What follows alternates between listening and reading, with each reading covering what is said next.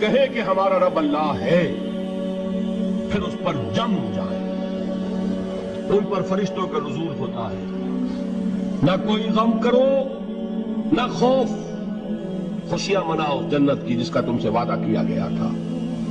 اللہ کی ربوبیت پر اطمینان جب انسان کو ہو جاتا ہے، میرا رب اللہ ہے، ربی اللہ، انسان کے لیے نہ کوئی کھٹکا، نہ کوئی خطرہ، نہ کوئی خوف، نہ کوئی حزن۔ جو کچھ ہو رہا ہے کس کے اذن سے ہو رہا ہے؟ اللہ کے اذن سے۔ اللہ کے اذن کے بغیر پتہ تک نہیں ہلتا۔ یہ کوئی اندھا بہرا مادہ نہیں ہے جس سے مجھے کوئی خوف ہو۔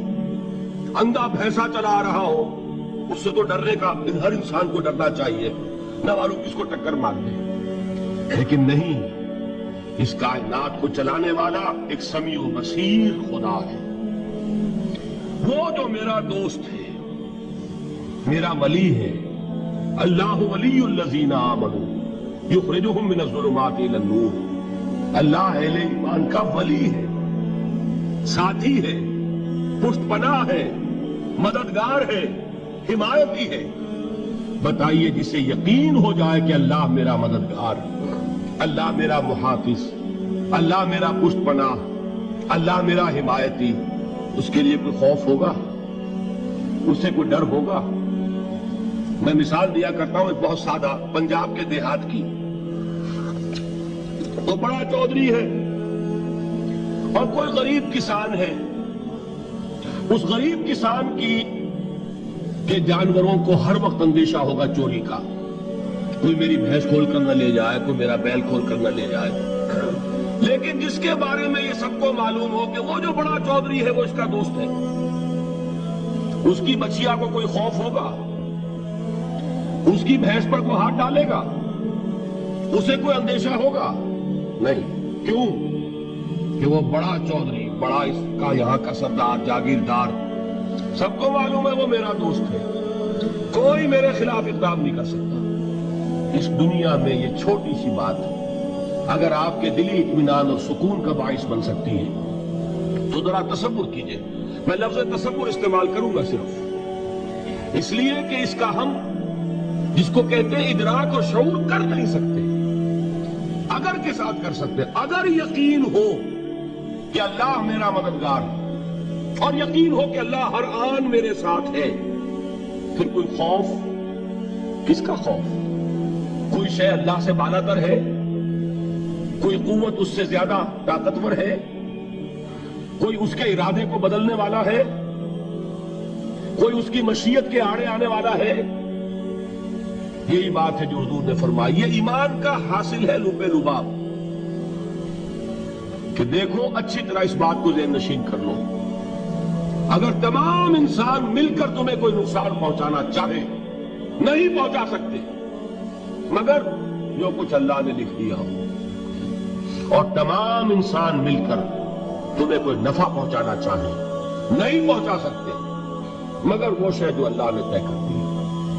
آپ پھر میں کہوں گا ذرا طاری کیجئے، اسے فرض کیجئے، اسے سوچئے، اگر اس حدیث پر ہمارا دل جھکا ہوا ہو تو کسی سے ڈر ہوگا؟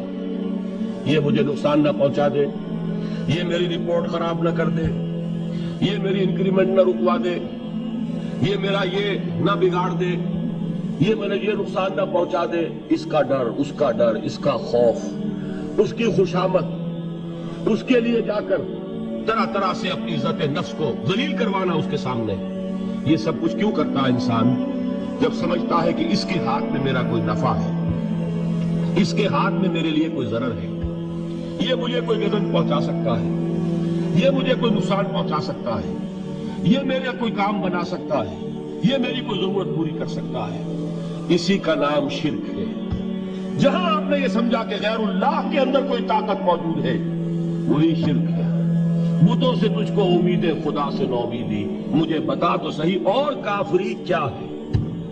شرک تو یہ ہے جس پر بھی تمہیں یہ خیال ہے، کلمہ ہے یہ کلمہ سوم، لا حول ولا قوت الا باللہ، ذرا اس پر دل کو کبھی اگر آپ تصور کریں، پھر فرض کریں، دل ٹھک جائے اس پر، کوئی طاقت نہیں۔ یہی بات تھی جو شیخ عبد القادر جیلانی رحمۃ اللہ علیہ نے اپنی وصیت میں اپنے بچے سے کہی. 11ویں دینے والے ہیں، لیکن حضرت شیخ عبد القادر جیلانی کی وصیت اور تعلیمات کو کتنے لوگ ہیں تو جانتے ہو؟ یہ جن مقامات تک پہنچے ہیں وہ کس چیز کی بدولت پہنچے ہیں؟ انہوں نے جو پیغام دیا وہ کیا تھا؟ اے میرے بچے، جس طریقے سے قرآن مجید میں حضرت لقمان کی نصیحتیں جو ہے نقل کر دی گئی ہیں، میں یہ عرض کروں گا بالفرض اگر قرآن حضرت عبد القادر جیلانی کے بعد نازل ہوا ہوتا تو شیخ عبد القادر کی یہ نصیحتیں بھی قرآن میں درج ہوتی. اتنی اونچی نصیحتیں ہیں. اے میرے بچے، اس حقیقت کو ذہن نشین کر لے، لا فاعل فی الحقیقت ولا مؤثر الا اللہ. اس کائنات میں نہ کوئی فاعل حقیقی ہے نہ مؤثر حقیقی ہے سوائے اللہ. کسی شے میں کوئی تاثیر نہیں اگر اللہ نہ چاہے. آگ جلا نہیں سکتی اگر اللہ نہ چاہے. پانی ڈبو نہیں سکتا اگر اللہ نہ چاہے. زہر ہلاک نہیں کر سکتا اگر اللہ نہ چاہے. کوئی چیز فائدہ نہیں پہنچا سکتی اگر اللہ نہ چاہے. تو در در پہ کیوں سر جھکاتے ہو؟ در در پر کیوں جبیں سائی کرتے ہو؟ سب کے سامنے کیوں ہاتھ پھیلاتے ہو؟ ایک اللہ سے مانگو.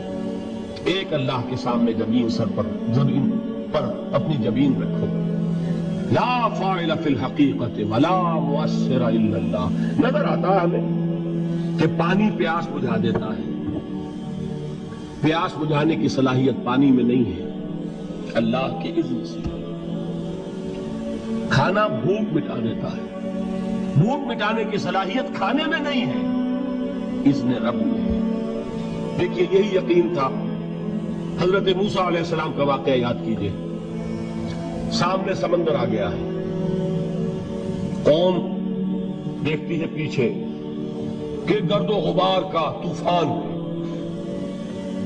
معلوم ہوا کہ فرعون اپنے لشکر سمیت آ گیا. لشکر جب چلتا تھا تیز رفتاری کے ساتھ تو گرد و غبار کا جو طوفان اٹھتا تھا اس کا تصور کیجیے. اور لمحہ بلمحہ وہ قریب آ رہا ہے. پوری قوم نے کیا کہا؟